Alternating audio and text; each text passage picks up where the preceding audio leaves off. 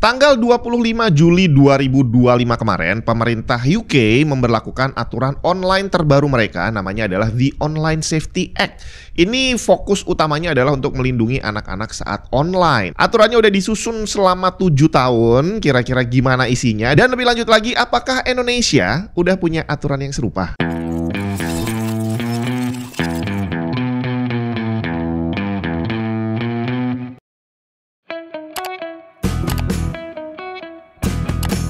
Waduh, nggak bisa ganti wallpaper.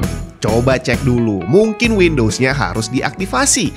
Pengen aktifasi Windows original dengan aman? Cek cdkeysales.com. Gunakan kode voucher TNT untuk dapat diskon tambahan. Bayarnya gampang bre, bisa pakai OVO atau GoPay. Setelah pembayaran, kamu akan dapat serial number yang bisa langsung digunakan untuk mengaktifasi Windows kamu. Kalau ada kendala, bisa langsung chat customer service di websitenya yang akan siap ngasih solusi. Mau cari game atau software original lain juga ada di sana. Selengkapnya cek link di bawah.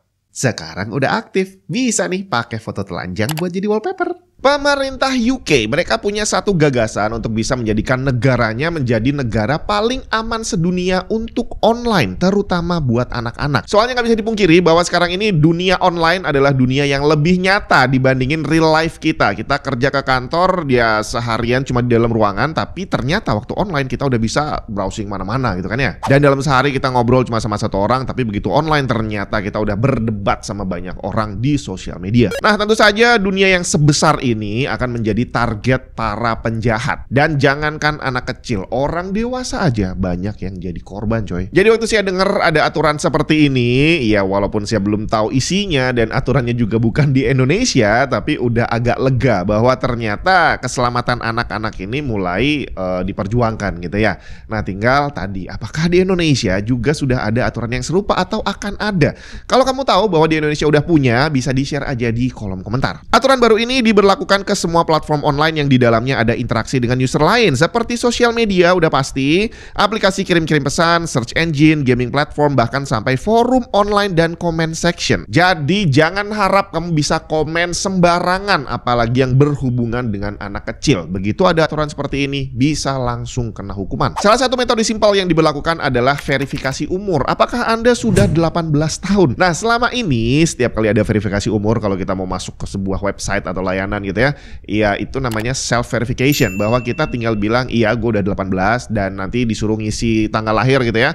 Ya kalau anak kecil udah bisa ngitung, mereka udah bisa kali ngakalin sistemnya dan bilang bahwa mereka sudah 18 tahun. Nah di aturan ini akan ada metode verifikasi lanjutan, seperti menggunakan face recognition untuk aplikasi tertentu, atau menggunakan email aktif yang digunakan untuk bayar tagihan bulanan, untuk memastikan bahwa pemilik emailnya memang orang dewasa, termasuk persyaratan untuk melampirkan KTP, SIM, paspor, dan sejenisnya. Nah kenapa hal ini diberlakukan? Menurut data, masalah yang berhubungan dengan kejahatan yang melibatkan anak-anak di UK cukup mengkhawatirkan, terutama tentang pornografi. Diperkirakan 8% anak usia 8-14 tahun di UK mengakses konten porno tiap bulannya, dan 15% untuk anak usia 13-14 tahun. Rata-rata usia anak pertama kali melihat konten porno adalah 13 tahun, di mana 10% diantaranya udah melihat pornografi di usia 9 tahun. Bahkan menurut komisi anak di sana, separuh dari anak usia 13 tahun sudah melihat konten hardcore di sosial media, dan banyak konten lain yang menayangkan bunuh diri, menyakiti diri sendiri, gangguan makan karena diet yang nggak bener, dan sejenisnya. Bagaimana dengan Indonesia? Apakah kita lebih baik? Ternyata malah lebih parah bre. Diperkirakan 66% anak Indonesia sudah pernah melihat konten pornografi, dan lebih dari 34% sudah mempraktekannya. Buset, yang tua-tua aja sekarang masih banyak yang belum gitu kan. Dalam studi yang berbeda disebutkan bahwa lebih dari 60% anak Indonesia mengakses pornografi setidaknya sekali dalam sehari, dan hampir semua menggunakan smartphone di rumah untuk melakukannya. Bahkan 1,2%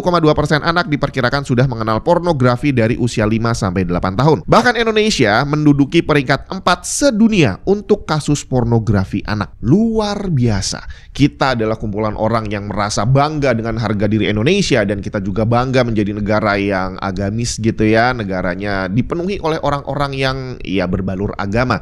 Tapi ternyata pada prakteknya Mabok bre kalau orang bilang, kebanyakan minum sampai kembung. Nggak pakai lama, banyak website yang udah langsung comply sama aturan baru ini. Pornhub, X, Reddit, Discord, dan lebih dari 6.000 website dewasa sudah memberlakukan aturan verifikasi umur. Perusahaan yang melanggar aturan ini diancam dengan denda yang sangat besar, up to 18 juta pound sterling atau 10% dari global revenue mereka, mana yang lebih tinggi. Jadi contohnya untuk Meta, dendanya bisa mencapai 16 miliar pound sterling. Nggak cuma itu, jajaran manajemen di perusahaan tersebut juga bisa terancam pidana penjara. Bahkan menurut Ofcom, ini semacam Digimonnya UK, saat ini kabarnya udah memantau 11 perusahaan yang sedang diinvestigasi karena tidak mematuhi aturan baru ini. Asik juga kali ya kalau ada denda segitu gedenya masuk ke kas negara Indonesia. Bisa langsung digunakan untuk meningkatkan kesejahteraan para. Tapi tentu saja hal seperti ini tidak bisa berjalan mulus. Kritik akan selalu ada. Seperti dari X, Elon Musk yang bilang bahwa aturan seperti ini akan bisa meningkatkan censorship yang seharusnya nggak perlu dan akan membatasi free speech alias kebebasan berpendapat. Termasuk ada banyak pihak lain yang juga mengkritik keras kebijakan baru ini. Ya kalau menurut saya sih, untuk kita melindungi sesuatu demi kebaikan akan ada yang dikorbankan. Semisal di jalan, nyetir mobil, nyetir motor, ya memang enaknya sih sembarangan gitu ya, bebas di kanan atau di kiri, belok langsung belok, ngebut ya udah ngebut aja.